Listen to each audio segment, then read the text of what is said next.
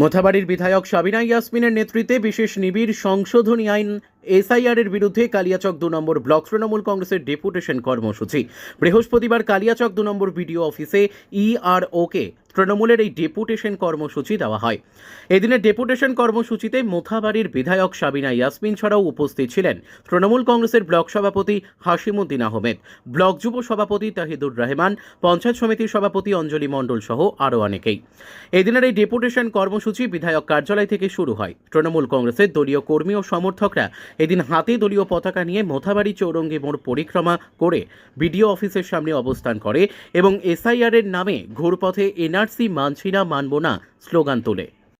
Block Trinamool Congress কমিটির উদ্যোগে SIR এর নাম করে যেভাবে বিজেপি সরকার, নরেন্দ্র মোদীজির সরকার এনআরসি করার চেষ্টা করছে এবং মানুষকে হেনস্থা করার চেষ্টা করছে, তার প্রতিবাদে আজকে কালিয়াচক ব্লকের ইআরওকে আমরা ডেপুটেশন দিলাম।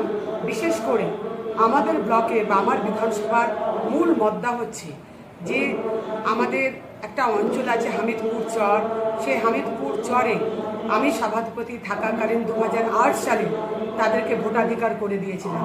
তারা কোথা থেকে 2002 সালে ভোটার লিস্টের তালিকা বের করবে? এবং বাঙিটোলায় কেবি ঝাউগোনা বলে একটা অঞ্চল ছিল, যেটা ভাঙনে পুরো চলে গেছে। সেখানকার মানুষ বাঙিটোলায় এসে ওই সময় 2002 সালে পুরো অঞ্চল চলে যায় এবং তারা বিভিন্ন জায়গায় ছড়িয়ে ছিটিয়ে বসবাস করছে। তারা আমি একটা অঞ্চলে গেছিলাম, একটা গ্রামে কালকে, প্রায় 450 থেকে 500 অনলাইনে যে দেখাচ্ছে আপলোড, সেখানে প্রথম পাতা রয়েছে আর লাস্ট পাতা রয়েছে, মিডিলে কোনো নাম নেই। প্রায় 450 থেকে 500 লোকের নাম সেখানে 2002 সালের ভোটার লিস্টের তালিকা নেই। তাই আমরা জানতে চাই কি এমন উদ্দেশ্য আছে কেন্দ্রীয় সরকারের এবং নির্বাচন কমিশনের যে এত তাড়াহুড়া করে আজকে এসআইআর করছে, কোনো আলোচনা না করে। আমরা এসআইআর এর বিরুদ্ধে নয়, কারণ এসআইআর প্রত্যেকটা বিধানসভা বা লোকসভার আগে কিন্তু ভোটার তালিকা সংযোজন বিয়োজনের কাজ চলে। কিন্তু এসআইআর এর নাম করে আজকে যে ঘুরপথে মানুষকে হেনস্থা করে এনআরসি করার চেষ্টা করছে, তার প্রতিবাদে আজকে আমাদের ডেপুটেশন। এবং কারোর খামতির জন্য যদি কোনো ব্যক্তিকে আজকে তাদের ভোটাধিকার থেকে বাদ দেওয়া হয় কিংবা তাদেরকে নাগরিক থেকে বঞ্চিত করা হয়, তাহলে আমাদের আন্দোলন বৃহত্তর আন্দোলনের রূপ নেবে।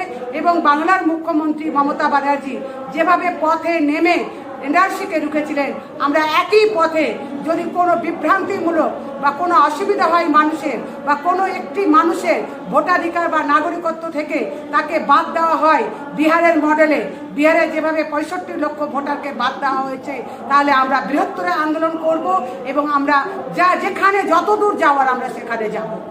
ধন্যবাদ।